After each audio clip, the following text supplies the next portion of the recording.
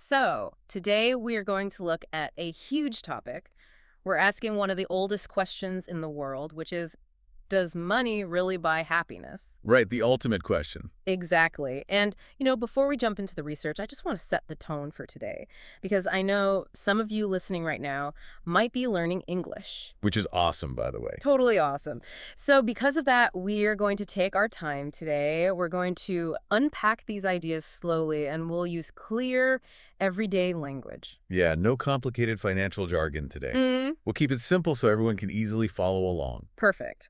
So, our mission today is to look at a fascinating dialogue and a bunch of research that breaks this money and happiness question down. And it's a topic everyone has an opinion on, right? Oh, absolutely. Like if you ask someone on the street, they usually have a fast answer. They either say, of course money buys happiness, or they say, no, it doesn't. Yeah, it's usually very black and white for people. Right. But when we look at the source material, the truth is, it's much more complicated than a simple yes or no. It really is. To even begin answering the question, we first have to agree on what money actually does for a person, like on a day-to-day basis. Okay, so let's move away from the big philosophical ideas and just look at practical reality. Yeah, exactly. The sources point out something really fundamental here. Money might not hand you a nice little box of happiness, right? Right. But what it does do is remove a massive amount of stress from your life. Yeah, it takes the pressure off. Precisely. More importantly, it gives you options Yeah. and it gives you control. Okay, let's unpack this, because I think control is a really important word here. It is the most important word. Let's slow down and really look at what control means. In psychology, a major source of human unhappiness is feeling stuck. Stuck. Like you can't change your situation. Exactly. Imagine you have a terrible boss who treats you badly. If you have no money saved up, you can't just quit. You literally have to stay to pay your rent. Right. You are trapped. And feeling trapped creates a lot of anxiety and sadness. Yeah, that makes total sense. So when you have money, it removes that feeling of being trapped in a bad situation. It gives you the power to walk away. It just makes life easier. I really love that point. It reminds me of a simple analogy I was thinking about. Yeah? What is it? Well, having money is almost like having a good pair of walking shoes. Walking shoes. Okay, I like where this is going. Right. Like, think about walking on a rocky, bumpy road. If you are barefoot, every single step hurts. You're constantly looking down, worrying about stepping on a sharp rock. Yeah, your whole focus is just on not getting hurt. Exactly. But if you put on a thick, comfortable pair of walking shoes, that pain goes away. You don't even feel the rocks anymore. Right. Now, the shoes don't magically make the journey exciting. They don't make the scenery beautiful. But they stop your feet from hurting. Exactly. They take away the pain of the rocks. But here's my question for you. Oh, go for it. If money takes away the pain of being stuck, why doesn't an infinite amount of money mean infinite happiness? Like, if some money makes the pain stop, shouldn't $1 billion make you the happiest person on earth? That is a great question. And it's exactly what the research addresses. It introduces this concept of the happiness limit. The happiness limit. Okay, let's explore that. What does that mean? Well, the sources talk about a very surprising finding. Money does increase happiness, yes, but only up to a certain point. Wait, really? It just stops working? Basically, yeah. Once your basic needs are met, things like housing, food, safety, and a little bit of comfort. Right, the essentials. Once you have those essentials covered, the emotional impact of getting extra money starts to shrink. So going from being totally broke to being stable is a huge deal. A massive deal. It completely changes your daily emotional state. You go from constant worry to relief. But going from rich to even richer. That's where the limit kicks in. Going from rich to even richer doesn't really change your daily happiness much at all. Okay, I want to make sure everyone listening catches this because it's so counterintuitive. Yeah, it's what economists call diminishing returns. Diminishing return. Let's break those words down really simply. Sure. Diminishing just means getting smaller and smaller. And returns are the benefits or the rewards you get. So the benefit of every extra dollar gets smaller and smaller the more dollars you have. Exactly. Think of it like eating a sandwich when you are starving. The first bite is amazing. It's the best thing you've ever tasted. Because your body desperately needs it. Right. But by the time you're on your third sandwich, you're full. Another bite doesn't bring you joy. It might even make you feel sick. Oh, wow. That is such a good way to explain it. The sandwich hasn't changed, but your need for it has. It's crazy to think about, really, because our whole society imagines the equation as more money equals more happiness. Hmm. Always. Yeah, the advertisements tell us that every single day. Right. But it's shocking to realize that the math is just fundamentally broken. After our basic needs are met, the math stops working. It absolutely does. So this brings up a huge mystery then. If having more money doesn't make us happier after we are comfortable, what exactly is happening in our brains? That is where the psychology gets really interesting. What is blocking that happiness? Let's pivot to the psychology of wealth, because the sources point out two major reasons why more money stops helping. Yes. Two very specific psychological traps. Right, and those traps are adaptation and comparison. Let's start with adaptation. What is that? Okay, let's define adaptation in simple, clear English. Yeah. It basically just means getting used to things quickly. Getting used to things. Yeah. The source makes a brilliant observation here. When you get a raise or buy a nicer house, your new normal keeps upgrading. The new normal, so your baseline shifts. Exactly. But your happiness doesn't keep up with that new normal. Your expectations rise right alongside your income. Oh, I see. It's like drinking a really hot cup of coffee. Oh, I like that. How so? Well, the first sip is amazing, right? It warms you up, it tastes great. But by the 10th sip, your mouth is totally used to the heat. You don't feel the magic of the temperature anymore. That is a perfect analogy. Yes, Mhm. you adapt to the heat, just like people adapt to a new luxury car. After a month, it's not a magical luxury car anymore. It's just the car you drive to the grocery store. Exactly. The thrill completely fades. You get used to it. Okay, so that's the first trap, adaptation. We just get used to our stuff. What about the second trap? The second trap is comparison. And this one is really tough. We don't just look at what we have in isolation. We constantly look at what others have. We look at our neighbors, we look at our friends. Right. We compare our lives to theirs. But here's where it gets really interesting. I mean, isn't comparison just human nature? Like, aren't we wired to do that? We absolutely are wired to do it. Historically, knowing where you stood in your tribe kept you safe. Right. You needed to know you weren't at the bottom, or you might not get food. Exactly. But the source warns that in the modern world, comparison is a highly dangerous game. Why is it so dangerous now? Because there is always someone earning more than you. Always. If you make $100,000, you'll look at the person making $200,000. And if you make $1 million, you look at the billionaire. Precisely. Hmm. You never win the game of comparison.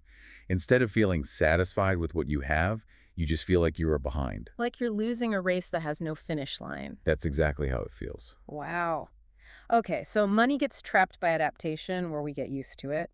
And it gets trapped by comparison, where we feel bad because someone else has more. Yep, those are the two big roadblocks. So that leads to the ultimate question. If money isn't the full answer, what actually makes people happy?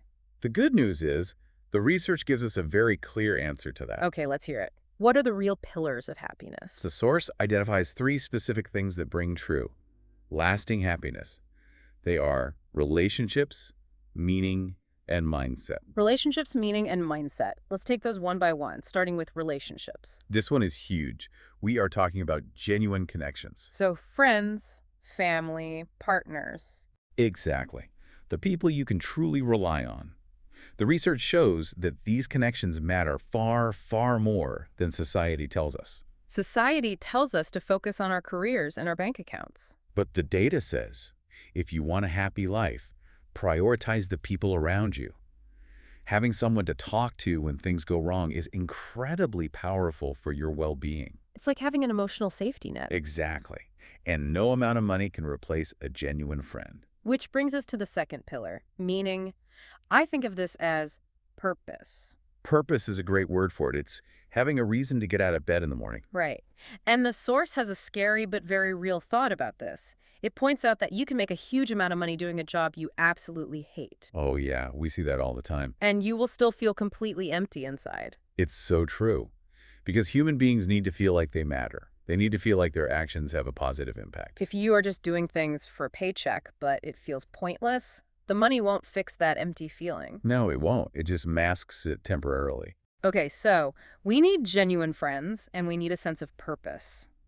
What is the third pillar? Mindset. Let's unpack that. Mindset is basically how you look at the world. It includes things like gratitude. Being thankful for what you have. Right. It's about perspective. It's how you process the experiences in your life. You know, the source has a really powerful idea about this that stood out to me. Which part? It says, two people can have the exact same life, but feel completely different about it. That is such a deep concept. It really is. I want to ask the listener right now, just pause and reflect on that for a second. Let's slow down so that simple statement lands perfectly. Yeah, two people can have the exact same life, but feel completely different about it. Because one person might focus on what is missing, while the other person focuses on what they already have. It's all about the lens you use to look at your life. If your mindset is negative, even $1 billion won't make you smile.